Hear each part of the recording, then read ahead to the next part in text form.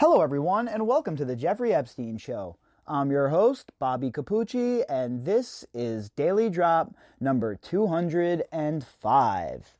I have an update on the letter that was sent to Harvard by Dr. Stephen DeLay. Now, I told you folks I was going to try and have him come onto the podcast and speak directly to you, and that is definitely going to take place. The good doctor has been gracious enough to accept my invitation to come here on the podcast and have a chat about what motivated him to send that letter and what pushed him into action when it comes to the negligence shown by Harvard. Now, I was screaming from the mountaintops about professors and scientists not coming forward and condemning their colleagues at Harvard and at other places. So when I received the first email from Dr. DeLay, I was really pumped to see it, because it's one thing for content creators or journalists or, people following the case to call these people out. It's another thing entirely to be put into the frying pan by your colleagues and to be called out for your miscreant behavior, because face it, that's what this was. What happened at Harvard was an absolute joke. It's an absolute embarrassment. And to think that at a place like Harvard, this was occurring, that a man like Jeffrey Epstein had a direct pipeline into that campus. He had an office. He had a telephone number. And the leadership at Harvard, the way that they have tried to do the gymnastics to avoid the fallout here is disgusting, to say the least. So when Dr. DeLay contacted me, I was really excited to see that people within higher education and people that were professors and doctors were not only disgusted by it, but they were disgusted enough to speak out. So on Tuesday, I'll be speaking with Dr. DeLay here on the podcast, and he will talk directly to you about what motivated him to write that letter and why he is so fired up about what's going on the campus of Harvard and elsewhere. So that's something you can definitely pencil in and look forward to. So next Tuesday it'll be a barn burner. Definitely an episode you do not want to miss. All right, on to today's episode and today's topic. The topic today is our good friend Leslie Wexner has finally made it official that he is stepping down at Victoria's Secret. Now, we knew back in January, basically, that this was occurring, right? We knew that he was out and it was dependent on the sale of Victoria's Secret from the parent company, L-Brand. Well, they found a willing buyer, and that willing buyer was Sycamore Partners. But after the whole entire COVID-19 pandemic hit and Victoria's Secret missed some rent payments, etc., Sycamore Partners got cold feet and they, weaseled their way out of the agreement to buy the company. So there was some questions as to whether Les Wexner was going to retain his role as the CEO, etc. And I said back then, even when this first started with Sycamore, that there was no way that L-Brands or Victoria's Secret could take the risk of keeping a guy like Leslie Wexner in the position that he was in, considering the fallout from the Jeffrey Epstein situation, considering the fallout from the revelations that have been brought forward by Maria Farmer and what occurred on Les Wexner's ranch. Now, a lot of people only talk about the angle of Wexner being involved with Epstein financially. But those of us who have been following the story for a while, those of us who know, the ins and outs of the story, those of us who have been down in the weeds like a roach in the rushes getting the details, we understand that Wexner's role was much larger. And we also understand that it was not just a financial relationship that the two men had. And while that's a great cover for a man like Les Wexner so that he can have plausible deniability, it does not pass the sniff test when you start putting the pieces together. And it's obvious for anyone who is really following the case that the legacy media understands this as well, but they refuse to take a man like Les Wexner head on. Well, We have no problem doing that here on the podcast, just like other content creators have no problem doing that, because at the end of the day, the truth is the truth, and the evidence is going to lead wherever the evidence leads in this case. And it does not matter who gets tangled up in this. I'm going to be chasing them down and covering the story as it breaks in the press, as we've been doing since October. And I don't care if it's Les Wexner, an ex-president, a current president, the head of some big company. It doesn't matter to me. Any one of these people that has been credibly accused of being involved in this disgusting operation, any one of these people that has been named in court documents, any one of these people whose picture was on the wall shaking hands with this animal as he was abusing these kids, all of those people have questions that they need to answer, and they're not going to be able to slither their way out of it.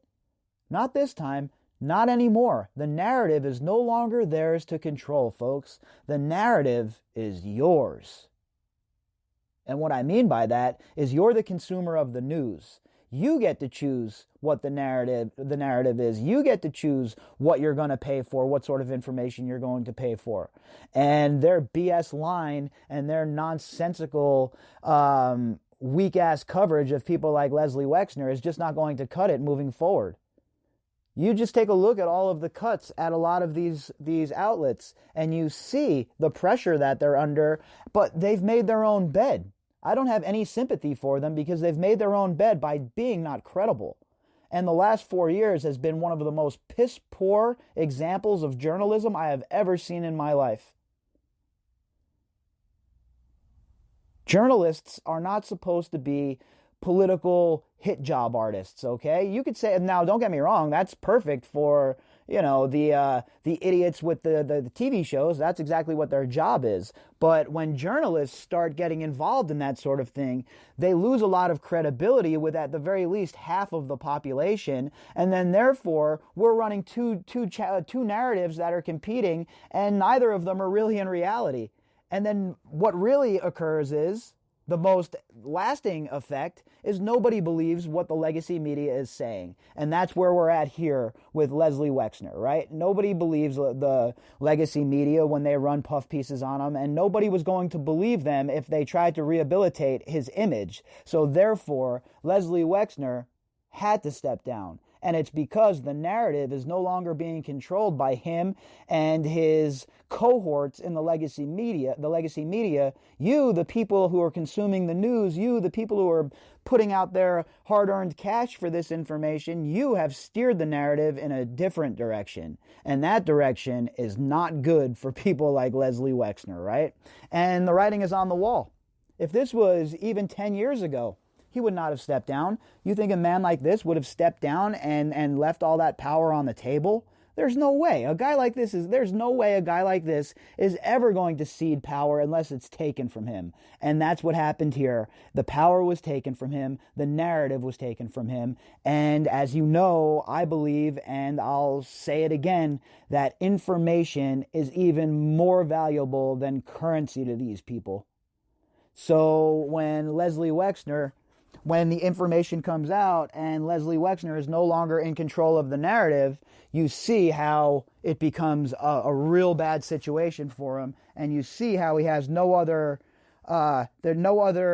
nothing else for him to do, no other option. He has no other option besides stepping down, because the pressure would be so severe that it would destroy their stock of Victoria's Secret even worse than the beating it's taken right now, and not just from COVID.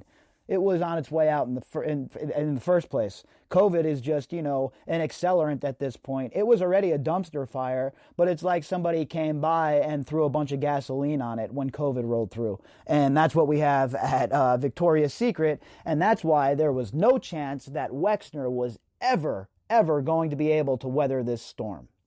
So let's see what the New York Post has to say. Headline: Leslie Wexner gives up the reins at struggling Victoria's Secret, by Lisa Fickenshire. This article was published on May 14th, and like I said, New York Post is the publication. Retail legend Leslie Wexner has officially retired after 56 years as head of the company that runs struggling lingerie chain Victoria's Secret. The founder of L Brands, which owns both Victoria's Secret and Bath & Body Works, retired during a virtual annual meeting Thursday morning, relinquishing his role as chief executive and chairman of the publicly traded company. And we've heard rumors that this was happening, right? We knew that the writing was on the wall, of course, with the Sycamore Group, and the fact that that there was no way that they were going to be able to move forward with him as the CEO. But now it's official. He has come out and said it during the annual meeting. He has told the other people who work for Victoria's Secret and L Brands that it's a wrap, and he has officially stepped down. This is a big moment, folks, for people following this case, especially considering that Wexner has been able to operate in the background and in the shadows from the very beginning during this whole entire criminal enterprise that they had going on. And now, well, the shades are being pulled back, right? Wexner is no longer afforded the privacy that he once was. Questions are starting to be asked, and answers are certainly expected. Wexner, 82, in February had announced plans to step down as chief executive of the Columbus, Ohio-based company after having earned the distinction of being the longest tenured CEO in the S&P 500, like 60 years or something like that. This guy was at the helm. So for him to blame anybody else but himself about the environment that was fostered at L Brands and Victoria's Secret and elsewhere is laughable at best. This man shoulders all of that blame. Who hired Resnick? Who brought Epstein around? Who made these decisions? Who gave Epstein the power of attorney to make the financial decisions for you? Nobody, you know what? Nobody's buying your BS there, old Les. When I look in the mirror, I see a person who is very content and happy, Wexner told shareholders from his home, according to reports. Yeah, I don't buy that. I definitely don't buy that. Not right now. Nobody's ceding power. A man like this, when he cedes power and when it's ripped away from him, there is no way you're going to make me believe he is happy about it. Zero chance. Wexner's departure, however, comes at a time when his reputation for having built iconic clothing brands like Abercrombie & Fitch Express, The Limited, Lane Bryant, and Victoria's Secret has been tainted by sagging sales at Victoria's Secret. Complaints of a culture of misogyny, bullying, and sexual harassment at the lingerie peddler, and new revelations about Wexner's business dealings with convicted pedophile Jeffrey Epstein. You see, this is what I mean. And new revelations, first of all, there's nothing new about it. We've all known about this. And if the journalists who are supposedly covering this case would have just done even a bit of investigative journalism work, they would understand what's going on here too. It is much more than just the business dealings between these two men. It runs so much deeper than that. The rot is so much deeper than that.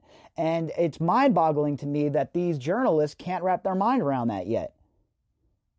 I mean, come on. All you have to do is some basic research about the subject that you're writing about, and you'll understand that Wexner and Jeffrey Epstein's ties are much deeper than just financial.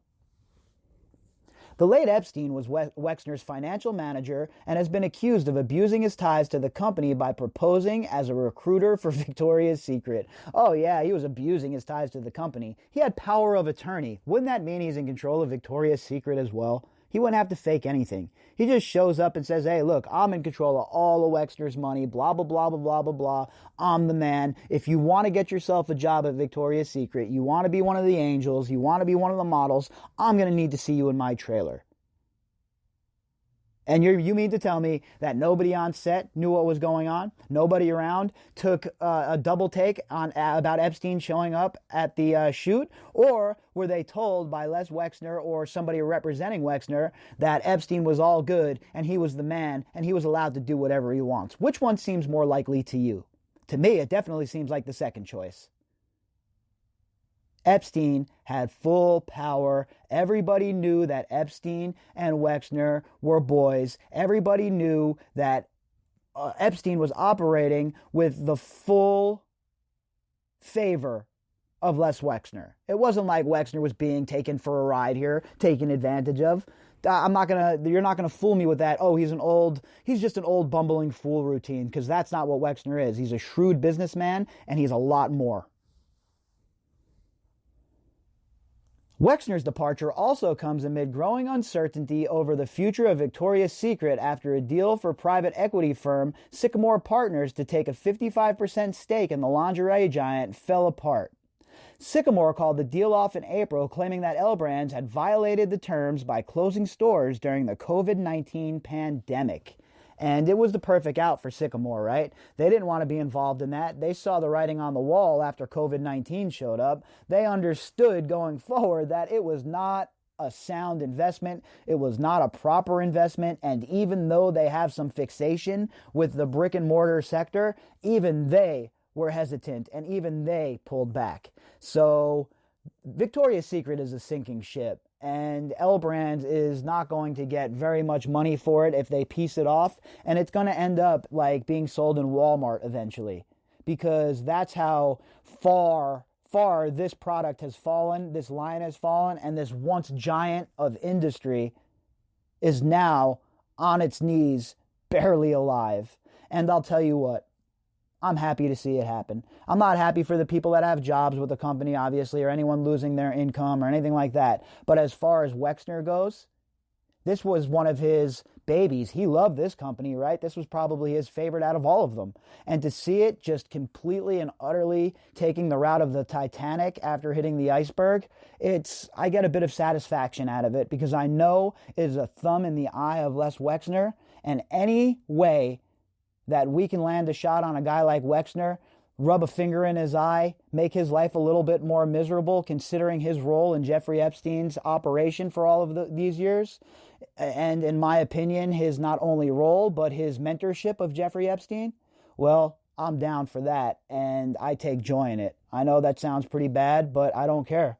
I really don't care. I'd love to see Victoria's Secret have to claim bankruptcy, and I'd love to see Wexner even look more vulnerable, because that's what it takes, right? It takes chinks in the armor. It takes people to understand that these people are not bulletproof, that these so-called elites can be taken down and they can be taken on and they can be forced to face the consequences of their decisions. Even though they want to operate in a different rarefied air, those days are over. That ship has sailed. And the party is about to end for these people in the year 2020, because this is the year that these predators become the prey. If you'd like to contact me, you can do that at Bobbycapucci at protonmail.com. That's BOBBYCAPUCCI at protonmail.com. You can also find me on Twitter at BOBBY_CAPUCCI. All right, everybody, I'll be back tomorrow because this was such a fantastic time today. And guess what? We're going to do it all over again.